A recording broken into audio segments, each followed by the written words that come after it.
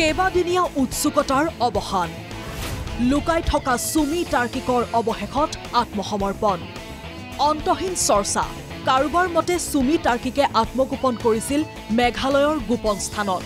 কোনোবাই কৈছিল নেপাললৈ গৈ তাৰ পৰা ডুবাই নাইবা বেংককলৈ পলায়নৰ পৰিকল্পনা কৰিছে সুমি তাৰ্কিকে কিন্তু সেই কথাবোৰ মিছা প্ৰমাণিত কৰি অৱশেষত ডিব্ৰুগড়ত আৰক্ষীৰ ওচৰত আত্মসমৰ্পণ কৰিলে সুমি বৰা আৰু তাৰ্কিক বৰাই বুধবাৰে নিশা ভিডিঅ' বাৰ্তাযোগে আত্মসমৰ্পণৰ কথা কৈছিল সুমিয়ে আৰু বৃহস্পতিবাৰে পুৱা এনেকৈ সুমি তাৰ্কিক আৰক্ষীৰ শৰণাপন্ন কিয় আত্মসমৰ্পণ কৰিলে সুমি তাৰ্কিকে ঘটনাটো ঘটাৰ পাছতেই সংবাদ মাধ্যমত ধাৰাবাহিকভাৱে সম্প্ৰচাৰ হৈছিল বাতৰি সেই বাতৰি দেখি সুমি তাৰ্কিকে ভাবিছিল দুদিন চলিব তাৰ পাছত বন্ধ হৈ যাব কিন্তু হেয়া নহল ইটোৰ পাছত হিটো আপডেট ইজনৰ পাছত হিজনৰ নামেৰে নিতৌ ন খবৰ আহিল পোহৰলৈ তাৰ পাছতেই মোবাইল অফ কৰি আত্মগোপন কৰিছিল সুমি আৰু তাৰ্কিক বৰাই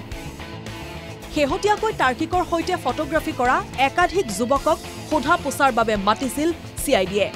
সোধা পোছা কৰা হৈছিল সুমিৰ পিতৃকো সুমি তাৰ্কিকৰ ঘৰৰ সন্মুখত ৰৈ থাকে আৰক্ষী তেনে কথাবোৰক লৈ হতাশ হৈ পৰিছিল সুমি আৰু তাৰ্কিক সেই আত্মসমৰ্পণৰ সিদ্ধান্ত পুলিচৰ গাড়ী এখন ৰাতিপুৱাৰ পৰা ৰাতিলৈ ঘৰৰ আগত থাকে পহৰা দি থকা টাইপ থাকে মাহতো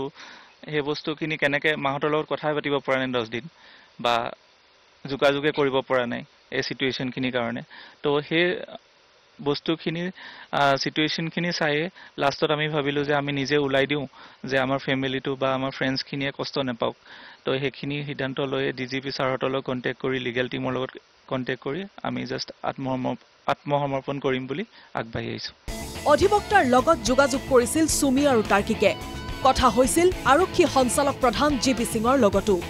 সুমিৰ দাবী সত্যৰ পক্ষত থাকি আৰক্ষীক গোটেই তদন্ত প্ৰক্ৰিয়াত সহায় কৰিব সেয়ে ওলাই আহিছে আৰক্ষীৰ কাষলৈ আদালতত হাজিৰ কৰোৱা হ'ল সুমি আৰু তাৰ্কিকক দুয়োকে 5 দিনৰ জিম্মাত ললে আৰক্ষীয়ে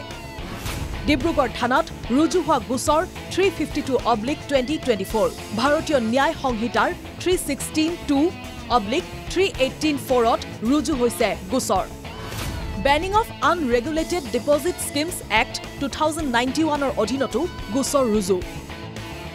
জিম্মাত লৈ সুমি তাৰ্কিকক সোধা পোছা কৰিব আৰক্ষীয়ে হয়তো ওলাব ন তথ্য কাৰণ সুমিয়ে কেইবাজনো প্ৰভাৱশালী তাৰকা পৰ্যায়ৰ লোকক বিশালৰ সৈতে চিনাকি কৰি দিয়াৰ অভিযোগ উত্থাপন এতিয়া সকলো অভিযোগ নস্যাৎ কৰিছে সুমিয়ে তদন্ত সঠিক দিশত আগবাঢ়িলে ওলাই পৰিব সুমি আচলতে সঁচা নে মিছা ভিডিঅ' জাৰ্নেলিষ্ট দিনেশ দাসৰ সহযোগত ডিব্ৰুগড়ৰ পৰা হিৰণ্য কৌশিক বৰাৰ ৰিপৰ্ট NKTV+